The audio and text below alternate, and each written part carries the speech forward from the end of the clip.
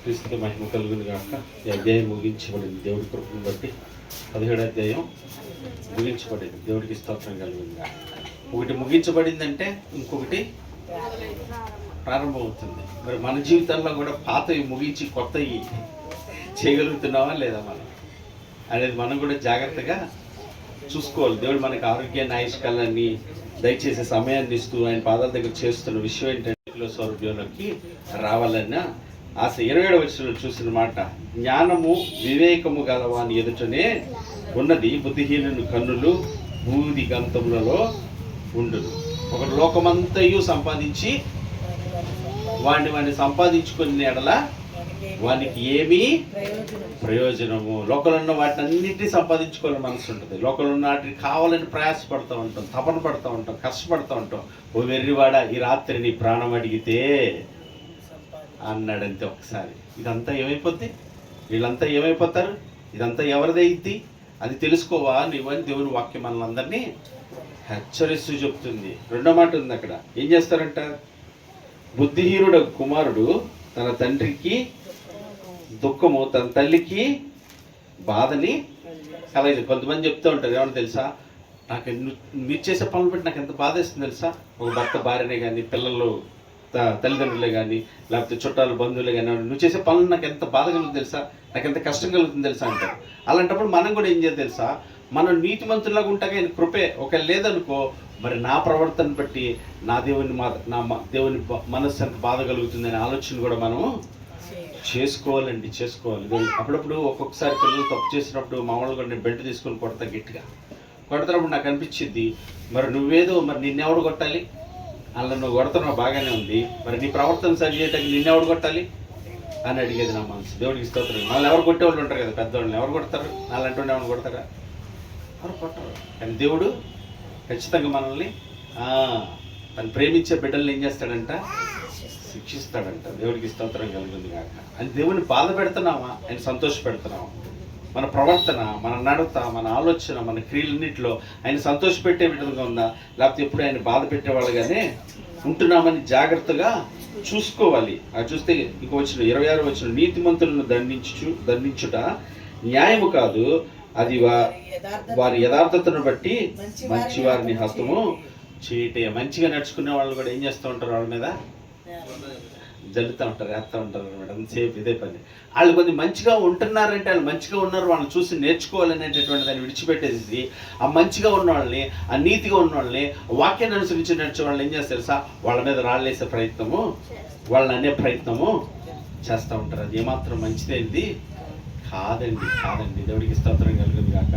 అలా ప్రతి ఒక్క విషయంలోనూ మనం మార్చుకొని ఇలా చేయకూడదు, ఇలా చేయకూడదు. ఇంత అన్నయ్య చెప్పాడు కదా, చదివేటప్పుడు బాగానే ఉంటుంది, రాసేటప్పుడే విన్నప్పుడు బాగానే ఉంటుంది, ఇక్కడ వినగానే సమస్య లేదు, ఇక్కడి నుంచి మనం అట్లాగే చేయాలి రైట్ అంటాం. ఆ లెగగానే ఒక్కొక్కసారి కొన్ని సందర్భాలు ఎట్లా ఉంటుంది తెలుసా, ఇక వెళ్దాం పదండి నేను స్నాక్స్ కానీ వచ్చే సమయానికే ఇక మొదలవుతుంది రెడీగా టక టక టకమని.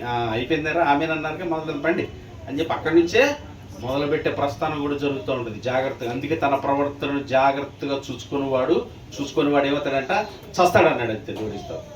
చూడపోతే ఏమవుతాడంట, ఆత్మీయతలు చచ్చిన వాళ్ళుగా ఉంటారు. యథా రాజా తదా ప్రజ. పేరుకైతే వస్తూ ఉంటాము, ప్రార్థన అయితే చేస్తూ ఉంటాము, ప్రసంగాలు అయితే చెప్తూ ఉంటాం, కానీ క్రియలు మాత్రం ఏవి మారకుండా అట్లాగే ఉండిపోతాయి అంట. అందుకని మనం జాగ్రత్తగా భయభక్తులు వెళ్ళి ప్రతి వచనాన్ని అనువదించుకొని అలాగుంటాం, లేదా జాగ్రత్తగా చూసుకొని మనం కట్టుకునే వారిగా ఉండాలి. అటు కృపదేవుడు మనందరికీ దయచేయండి కాక. ప్రార్థన చేద్దాం, ఏకీవించి ప్రార్థన చేద్దాం. ప్రతి ఒక్కరు 2 నిమిషాల పాటు నాయన, ఈరోజు మమ్మల్ని ప్రేమించి మీ సన్నిధికి తీసుకొచ్చి నీ వాక్యపు వెలుగులో అయ్యా మమ్మల్ని సర్చ్ చేస్తూ ఉండగా మేము ఎట్టి వారి ఉన్నామో తెలుసుకుంటున్నాం నాయన. తెలుసుకున్న వారివే కాక దాన్ని విడిచిపెట్టుకొని అయ్యా జ్ఞానవంతులుగా ఉండటకు నిన్ను ఆశ్రయించేవారిగా, నీ మాటకు లోబడేవారిగా, నిన్ను సంతోషపెట్టేవారిగా మేము ఉండటకు మాకు సహాయం చేయవా దేవా. అయ్యా మా కొరకే లోబడని బిడ్డల కొరకంట దినమెల్లయూ చేతులు చాపే దేవుడు మనకుండగా ఆయన ఆశ్రయిద్దాము. గతించిపోయిన కాలం అయిపోయింది, గతించిన సమయం అయిపోయింది. నేడు అనే సమయం ఉండగానే దేవుని సన్నిధికి ఆకర్షించగానే ఆయన మాటకు లోబడి విధేయురాలే అయ్యా ఈ క్షణం నుంచే అంటే ఆయన కృప చూపించే దేవుడు. మన అతిక్రమణను దాచిపెట్టుకుంటే వర్తిల్లవు, దాన్ని ఒప్పుకొని విడిచిపెడితే కనుక నిశ్చయంగా ఆయన కనికరం పొందుతాం అంటున్నాడు. ఇది ఇప్పుడు వరకు బలహీనురాలుగా దేవుని వాక్యానికి విరుద్ధంగా ఉన్నవా, వ్యతిరేకంగా విడిచిపెట్టన్నాడు. ఈ క్షణం నీకు ఆయన కృప చూపిస్తున్నాడు ఖచ్చితంగా. ఇప్పుడు ఈ క్షణం నువ్వు విడిచిపెట్టుకుంటే, ఇప్పుడు ఈ క్షణం నువ్వు మార్చుకుంటే ఆయన కృప నీ మీదకి వస్తుంది. ఆయన జ్ఞానం నీకు అనుగ్రహిస్తాడు. సత్యమును అనుసరించి నడిపించి గొప్ప దేవుడు నీకున్నాడని ప్రార్థించేద్దాం. ప్రతి ఒక్క పరిశుద్ధుడు ఒక తండ్రి, నాయన నీకు వందనాలు, స్తుతులు, స్తోత్రాలు.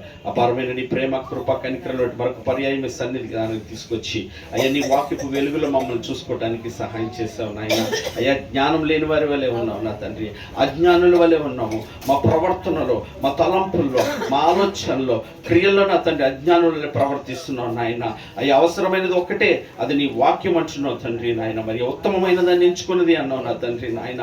మీ బుద్ధిహీనుల వల్లే వాక్యాన్ని పక్కన పెట్టి చదవక, దాన్ని అనుసరించి నడవక, లోకంలో ఏదో సంపాదించుకోవాలని, లోకం ఏదో శాశ్వతం అనుకొని, లోకమే నాకు స్థిరం అనుకొని మోసపోతున్నా నా తండ్రి నాయన. అటు మోసపూరితమైన క్రియ నుంచి మమ్మల్ని విడిపించండి. ఓ వెర్రివాడి రాత్రి నీ ప్రాణం అడిగితే అంటున్నావు నా తండ్రి. ఏ గడియో ఏ క్షణమో తెలియదు నాయన. నీ కృపని బట్టి ఆయుష్కాలాన్ని ఇస్తూ ఉండగా అది నీ మహిమ కొరకు నాయన. సర్వ ప్రజలు నీ మహిమ కొరకు చేయబడి ఉండగా మేము మీ మహిమ కొరకని తెలుసుకునే జ్ఞానం మాకు దయచేయండి. మాకున్నవన్నీ మీరు ఇచ్చినవే నాయన. మీ మహిమ కొరకే నా తండ్రి అవి తెలుసుకునే కృప దయచేయండి. అయ్యా బుద్ధిహీనుల వల్లే నేను బాధ పెడుతూనే ఉన్నావు నాయన. ప్రతిసారి నీకు దుఃఖాన్ని కలిగిస్తూనే ఉన్నావు నాయన. ఆయన లోబడిన బిడ్డల కొరకు దినమెల్లే చేతులు చాపి ప్రతి సమయం నీ పాదాల వద్దకు చేర్చి నీ ప్రేమ చేత మమ్మల్ని సరిచేస్తూ ఉండటానికి ఇష్టపడుతున్నావు. అయ్యా మేము మార్చుకునే కృప మాకు దయచేయి. మేము మిమ్మల్ని అప్పగించుకునే కృప మమ్మల్ని దయచేయి. ఇంకెంతకాలం బాధ పెడుతూనే ఉన్నాం, ఎంతకాలం తొక్క పెడుతున్నాడు. మా ద్వారా మీ నామం మహిమపరచబడినట్లుగా, మా ద్వారా మీరు సంతోషపడే బిడ్డలుగా ఉండటానికి మీ కృపను మాకు దయచేయమని నాయన ప్రార్థన చేస్తున్నాం నా తండ్రి నాయన. అయ్యా మేము ప్రవర్తించలేక, మేము జీవించలేక, మంచిగా బ్రతకలేక, మంచిగా బ్రతికే వాళ్ళ పైన నీతిమంతుల మీద నేరమోపుతూ, వేలెత్తి చూపిస్తూ, ఎగతాళి చేసే దౌర్భాగ్యమైన స్థితి మా నుంచి తొలగించండి. ఒక మాదిరికరంగా ఉంచిన వాళ్ళని చూసి నేర్చుకునేవారిగా, వారి కొరకు ప్రార్థించేవారిగా, వారిని చూసి నీకు కృతజ్ఞతలు చెల్లించే బుద్ధి మాకు దయచేయమని నాయన ప్రార్థన చేస్తున్నాను నా తండ్రి. ఏ విషయంలో ఏది మాట్లాడాలో, ఎలాగ మాట్లాడాలో, ఎలా ప్రవర్తించాలో మాకు నేర్పించావు నాయన. మితముగా మాట్లాడాలన్నావు నా తండ్రి నాయన. అయ్యా నా తండ్రి ఏ పరిస్థితిలో ఆ సమయంలో ఎలా మాట్లాడాలో నీ వాక్యాన్ని ఆధారం చేసుకొని అలాగ మాట్లాడే జ్ఞానం మాకు దయచేయమని ఆయన ప్రార్థన చేస్తున్నాను నాయన. నీ పాదాలు చెందబెడుతున్నాను. నీ కృపతో నడిపించమని ప్రార్థన, మూర్ఖత్వం నుంచి, అజ్ఞానం నుంచి మమ్మల్ని విడిపించి నీ కృపతో బలపరచమని ఆయన ప్రార్థన చేస్తూ మీ పాదాలు చెందబెడుతూ వచ్చిన ప్రతి బిడ్డను మీరు బలపరచండి. నీ వాక్యం వారి హృదయలో స్థిరపరిచి ప్రతి స్థలంలో ఆ రీతిగా నడుచుకోవటానికి సహాయం చేయండి నా తండ్రి. అధైర్యపడక, భయపడక, కృంగిపోక, ఆందోళన పడక, మా వలన కాదు, మేము చేయలేము, మేము ఎలాగే ఉంటాము, ఇక అంతా అయిపోయింది, ఇక చేసేదేమలేని అనేటువంటి ఆ దుష్టుని యొక్క ఆలోచనలోకి పడక, ఇది మిక్కిలి అనుకూల సమయం, ఇది ఘనరక్షణ దినం అంటున్నావు నాయన. నేడనే సమయం ఉండగానే, సమయం ఇస్తూ ఉండగానే సరి చేసుకునే కృప బిడ్డలకి దయచేసి మమ్మల్ని అందరినీ బలపరచమని ప్రార్థన చేస్తున్నాను నాయన. మారు మనసుకు తగిన ఫలములు ఫలించండి అంటున్నారు నా తండ్రి. సంవత్సరాలు గతించిపోతున్నాయి నా తండ్రి. ఫలాలు లేని మోడు వలె ఉన్నామేమో తండ్రి నాయన. కనికరించి ఆత్మ ఫలములు కలిగిన వారిగా అయ్యా, అనేకులకు మా ప్రవర్తన ద్వారా నేను కనపరిచేవారిగా, మా జీవితాల ద్వారా నా తండ్రి నీ నామం కనపరచబడినట్టు మమ్మల్ని అందరినీ బలపరిచి కృప చూపించి సహాయం ఇచ్చేయమని, వాటి దాసుని కుటుంబాన్ని కూడా బలపరిచి అయ్యా మాట ప్రకారం నడుచుకుని కృపా జ్ఞానమును సమృద్ధిగా దయచేసి ఇంకా సత్యవాక్యం అనేక స్థలాల్లో నీ నామ మహిమార్థమే ప్రకటించడానికి తగిన కృపని దయచేయమని, బిడ్డలను దీవించమని, నీ చిత్తంలో నీ ఆలోచనలు నిత్యము వర్ధిల్లినట్లుగా నీ కృపలో బలపరచండి నాయన. ఈ రాత్రి నాయన ఎవరైతే అనారోగ్యంతో ఉన్నారో కృపతో వారిని దర్శించండి. మీ గాయపడిన హస్తాల చేత ముట్టి స్వస్థత కలగటానికి సహాయం చేయండి. ఎందుకు ఆ పరిస్థితులు ఉన్నారో తెలుసుకునే కృప వారికి దయచేయండి నాయన. ఏ మేలు కొదువు చేయకుండా ఉండే దేవుడు నాయన, నువ్వు మేలు చేత మా ప్రాణాలను తృప్తిపరిచే దేవుడు అయినందుకు నేను స్తుతిస్తున్నా తండ్రి. వారు తెలుసుకోవడం సహాయం చేయండి. ఎవరు ఒంటరి స్థితిలో, ఎవరు దిక్కులేని స్థితిలో, ఎవరు ఆధారం లేని స్థితిలో, ఎవరు భయభీతుల్లో, ఎవరు కృంగిపోయినారు వారిని లేవనెత్తి బలపరిచి ధైర్యపరిచి నీ ఉన్నావని తెలుసుకొని నీ తట్టు తిరుగునట్లుగా, నీ కృపను పొంది నీకు సాక్షులు ఉన్నట్లుగా ప్రతి ఒక్క బిడ్డను మీరు బలపరిచి కృప చూపించి కాపాడమని ప్రార్థన చేస్తున్నాను. ఈ ప్రాంతంలో నశించిపోతున్న ప్రతి కుటుంబాన్ని కనికరించండి. వారి సత్యాన్ని తెలుసుకోవటానికి అయ్యా యేసయ్యా నువ్వు రక్షకుడు అని తెలుసుకొని నీ తట్టు తిరుగునట్లుగా కార్యం చేయడానికి శక్తి కలిగిన దేవుడు నీవే నాయన. నీ పాదాలు చెందబెడతా ప్రతి కుటుంబానికి రక్షణ భాగ్యాన్ని దయచేయండి. ఆ కుటుంబంలో ప్రతి గలిబిలి, ఆటంకాలు, వ్యతిరేకతలు, పోరాటాల నుంచి విడిపించండి.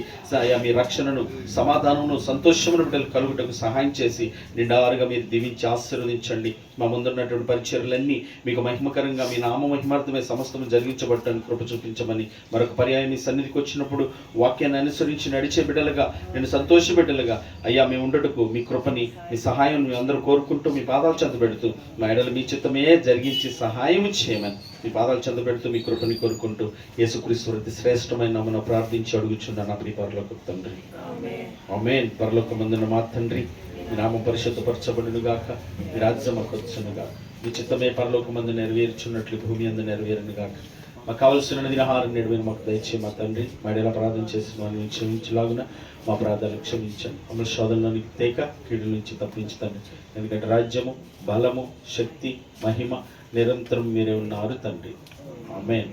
ఆశీర్వాదం ముగించుకుందాం. సర్వ సృష్టికర్త అయిన మన తండ్రి అయిన దేవుని ప్రేమయు, సర్వమానవాళి రక్షకుడైన మన ప్రభువైన యేసుక్రీస్తు వారి యొక్క కృపయు, మనల్ని ఆదరించి బలపరిచి మన తండ్రి చిత్తములు జరిగించి పరిశుద్ధాత్మని కలిగిన సహవాసము, సన్నిధి, సహాయం కూడి ఉన్న మనకును, ప్రార్థించిన బిడ్డలకు, ఈ ప్రాంత ప్రజలకు, సకల జనులకు, సకల పరిశుద్ధులకును సదా తోడుగుండి ఆయన ఆత్మచేత నింపి ఆయన చిత్తానుసారంగా నడిపించును గాక. ఆమేన్. సమస్త జ్ఞానమును మించిన దేవుని సమాధానం ఎల్లవెల్ల మనందరికీ తోడి ఉండి నడిపించును గాక.